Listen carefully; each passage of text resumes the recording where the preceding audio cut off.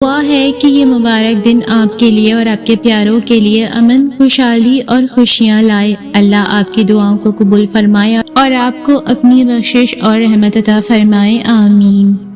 دنیا عارضی ہے، یہاں کی خوشیاں عارضی ہیں تو یہاں کے غم بھی مستقل نہیں۔ ہونٹوں پر ہنسی باقی نہیں رہی تو آنکھوں میں آنسو بھی ہمیشہ نہیں رہیں گے۔ تہجد میں مانگیں اپنے رب سے، وہ آپ کو نامراد نہیں لوٹائے گا۔ کوشش اور دعا جاری رکھیں اور پھر اللہ پر چھوڑ دیں۔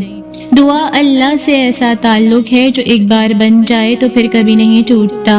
دل بھرا ہوا ہو، خاموش ہو، کوئی غم ہو، اداسی ہو، کوئی سوچ تنگ کر رہی ہو، اسے پکارنے پر ہمیں اپنے آغوش میں لینے والا صرف ہمارا رب ہوتا ہے۔ جب انسان اس سے بات کرتا ہے تو اس کی الجھنیں سلجھن میں بدلنے لگتی ہیں اور اسے قرار آنے لگتا ہے۔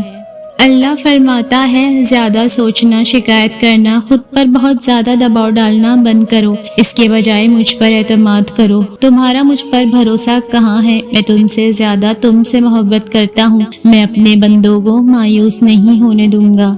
مسلسل دل دھڑکتے جا رہے ہیں مگر احساس مرتے جا رہے ہیں۔ جہالت چھا رہی ہے اور ان پہ کتابیں جتنی پڑھتے جا رہے ہیں۔ چمک اٹھے گھروں کے فرش لیکن دلوں پہ زنگ چڑھتے جا رہے ہیں۔ جہاں نماز پڑھو اس جگہ تھوڑی دیر بیٹھ جاؤ تاکہ بدن کے تمام حصوں میں سکون پیدا ہو جائے، پھر نماز کے لیے کھڑے ہو جاؤ اس طرح کہ یہ خیال کرو کہ کعبہ تمہارے سامنے، پلصراط تمہارے پاؤں کے نیچے، جنت تمہارے سیدھے ہاتھ کی طرف، جہنم تمہاری الٹی طرف اور موت کا فرشتہ تمہارے پیچھے کھڑا ہے، اور سمجھو کہ یہ تمہاری آخری نماز ہے۔ فضول خیالات سے نجات ملے گی۔ اللہ نیکی کی بات پھیلانے والے کو جزائے خیر عطا فرمائے، آمین۔ حضرت علی رضی اللہ تعالیٰ عنہ فرماتے ہیں، دوست کا امتحان مصیبت میں ہوتا ہے، بیوی کا امتحان غربت میں، مومن کا امتحان غصے میں، آنکھ کا امتحان بازار میں، زبان کا امتحان محفل میں، دل کا امتحان عشق میں، ہاتھ کا امتحان کھانے میں، اور انسان کا امتحان قبر میں ہوتا ہے۔ اللہ پاک سے دعا ہے کہ ہمیں قبر کے امتحان میں کامیابی عطا فرمائے، آمین۔ نماز کے 7 انعام: روزی میں برکت، تندرست صحت، نیک اولاد، خوشحال گھر، دنیا میں عزت، میدان حشر میں جام کوثر، آخرت میں جنت۔ ام المومنین حضرت عائشہ صدیقہ رضی اللہ تعالیٰ عنہ فرماتی ہیں کہ رسول اللہ صلی اللہ علیہ وآلہ وسلم نے ارشاد فرمایا، قربانی کے دن اللہ تبارک و تعالیٰ کے نزدیک آدمی کا سب سے محبوب عمل خون بہانا، قربانی کرنا ہے۔ قیامت کے دن قربانی کے جانور اپنی سینگوں، بالوں اور کھروں کے ساتھ آئیں گے۔ قربانی کا خون زمین پر گرنے سے پہلے اللہ کی بارگاہ میں مقبول ہو جاتا ہے، اس لیے خوش دلی کے ساتھ قربانی کرو۔ حضرت کعب بن مالک اپنے والد سے روایت کرتے ہیں، فرماتے ہیں کہ رسول اللہ صلی اللہ علیہ وآلہ وسلم نے ارشاد فرمایا، 2 بھوکے بھیڑیے جنہیں بکریوں کے ریوڑ میں چھوڑا جائے تو وہ ان کے لیے اتنا نقصان دہ نہیں جتنا آدمی کے مال و جاہ کی حرص اس کے دین کے لیے نقصان دہ ہے۔ حضرت ابو ہریرہ رضی اللہ تعالیٰ عنہ بیان کرتے ہیں، رسول اللہ صلی اللہ علیہ وآلہ وسلم نے ارشاد فرمایا، بندہ کہتا ہے میرا مال، حالانکہ اس کا مال فقط 3 صورتوں میں ہے، جو اس نے کھا کر ختم کر دیا، یا پہن کر بوسیدہ کر دیا، یا اللہ کی راہ میں دے کر ذخیرہ کر لیا، اور جو ان کے علاوہ ہے وہ تو لوگوں کے لیے چھوڑ کر جانے والا ہے۔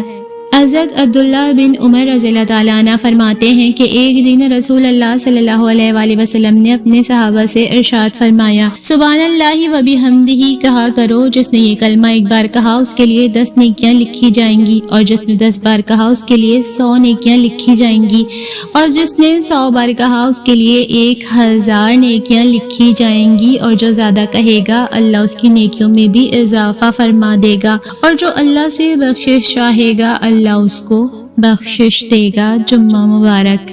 اللہ آپ کی ہر مشکل آسان فرمائے، اللہ آپ کی ہر دلی خواہش اور تمنا پوری کرے، اللہ آپ کو صحت تندرستی والی لمبی عمر عطا کرے، اللہ آپ کی زندگی خوشیوں سے بھر دے، حج بیت اللہ کی سعادت نصیب فرمائے، آمین یا رب العالمین۔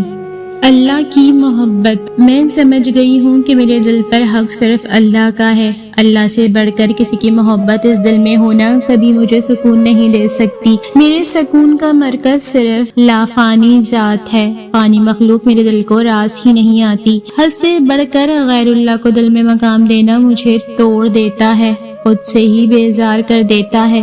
جب میں نے اللہ سے بڑھ کر کسی کے قرب کی چاہت کی، تب مجھے اپنا آپ بھی خود سے ناراض لگا۔ میں خود سے بھی بچھڑنے لگی، اور اب ایک راز جو سمجھ گئی ہوں میں، دل میں سے گزر تو کوئی نہیں سکتا، لیکن اس میں ٹھہرنے کا حق صرف اور صرف اللہ کا ہے۔ حکومت اسی کی چلتی ہے، وہی کامل سکون ہے اس دل کا، اور وہی بادشاہ بھی ہے۔ یہ دل خاص ہے اور اس میں خاص ذات ہی رہ سکتی ہے۔ کیا اللہ سے بڑھ کر کوئی خاص ہو سکتا ہے؟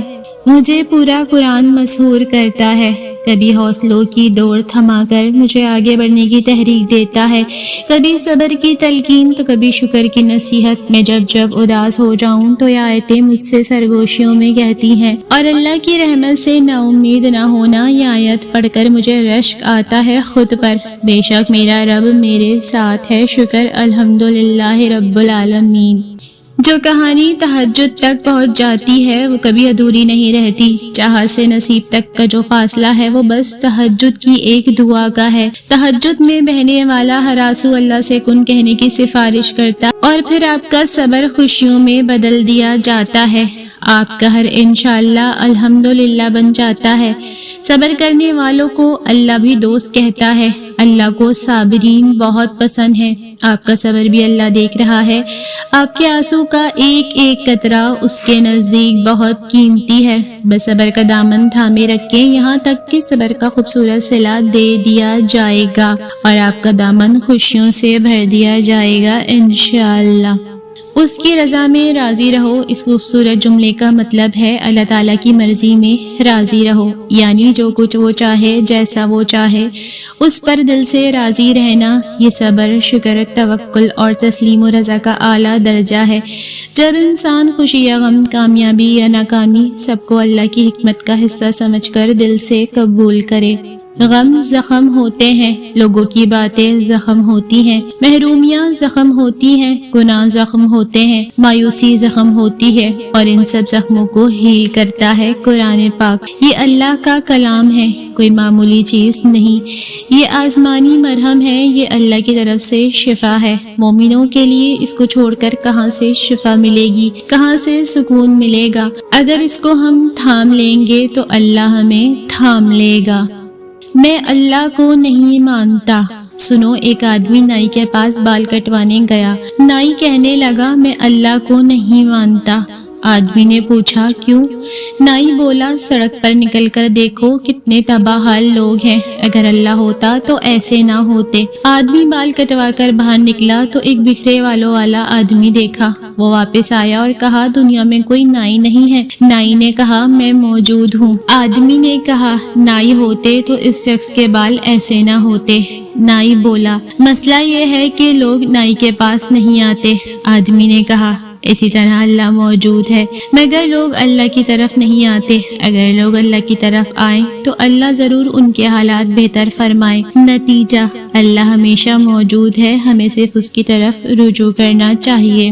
پرندے یہ غلطیاں کبھی نہیں کرتے جو انسان روز کرتے ہیں۔ وہ رات کے وقت کچھ نہیں کھاتے، وہ رات گئے ادھر ادھر نہیں بھٹکتے اور گھومتے پھرتے۔ وہ اپنے بچوں کو صحیح اور صحیح وقت پر سکھاتے ہیں، کبھی زیادہ نہیں کھاتے چاہے کتنا ہی کھانا دستیاب ہو۔ وہ تھوڑا سا کھاتے ہیں اور اڑ جاتے ہیں، اپنے ساتھ کچھ نہیں لے جاتے۔ جیسے ہی رات ہوتی ہے وہ جلدی سو جاتے ہیں اور صبح سویرے اٹھتے ہیں، خوشی اور توانائی کے ساتھ چہچہاتے ہیں۔ وہ دن بھر اپنے جسم کو متحرک رکھتے ہیں اور صرف رات کو آرام کرتے ہیں۔ اس طرح زندگی گزارنا دل، گردوں اور جگر کو صحت مند رکھنے میں مدد دیتا ہے۔ وہ اپنی قدرتی غذا کو بار بار تبدیل نہیں کرتے۔ جب وہ بیمار محسوس کرتے ہیں تو کھانا چھوڑ دیتے ہیں اور صحت یاب ہونے کے بعد ہی دوبارہ کھاتے ہیں۔ وہ اپنے بچوں کو مکمل محبت اور دیکھ بھال دیتے ہیں۔ وہ فطرت سے صرف اتنا ہی لیتے ہیں جتنی انہیں واقعی ضرورت ہوتی ہے۔ ہم ہمیشہ نعمتوں کو اپنی نیکیوں کا انعام سمجھتے ہیں اور مصیبتوں کو گناہوں کی سزا۔ اس دنیا میں جزا بہت کم ملتی ہے اور اس میں امتحان بھی ہوتا ہے۔ نعمت شکر کا امتحان ہوتا ہے اور مصیبت صبر کا۔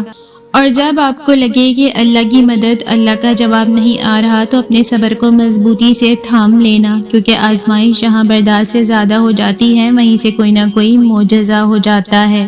رسول اللہ صلی اللہ علیہ وآلہ وسلم نے فرمایا، 3 باتوں پر میں اللہ کی قسم کھاتا ہوں، صدقہ دینے سے آدمی کا مال کبھی کم نہیں ہوتا۔ اپنے اوپر ہونے والے ظلم پر اگر کوئی شخص صبر کر لے تو اللہ تعالیٰ اس کی عزت میں اضافہ فرما دیتا ہے۔ جو آدمی لوگوں کے سامنے ہاتھ پھیلانے لگے، اللہ تعالیٰ اس پر غربت کا دروازہ کھول دیتا ہے۔ اے ایمان والو، جب جمعے کے دن نماز کے لیے اذان دی جائے تو خرید و فروخت چھوڑ کر اللہ کے ذکر کی طرف دوڑو، یہی تمہارے لیے بہتر ہے اگر تم جانو۔ دعاؤں میں تاثیر آپ کی طلب سے آتی ہے اور تاخیر آپ کی بہتری کے لیے ہوتی ہے۔ جو قدر کرنا جانتا ہے، جان کی، امان کی، رشتوں کی، دولت اور وقت کی، ہدایت کی، اس کے اوپر اور نیچے کے راستے کھلتے رہتے ہیں اور وہی اس کی ڈھال بن جاتے ہیں۔ جو ہے اس کی قدر کیجیے، پھر جو نہیں ہے وہ نہ آپ کو ڈرائے گا نہ غم زدہ کرے گا۔ اللہ آہستہ آہستہ دنیاوی سہاروں کو آپ سے الگ کرتا ہے، اس لیے نہیں کہ آپ بے سہارا ہو جائیں، بلکہ اس لیے تاکہ آپ کو رب کا سہارا صاف اور نمایاں نظر آنے لگے۔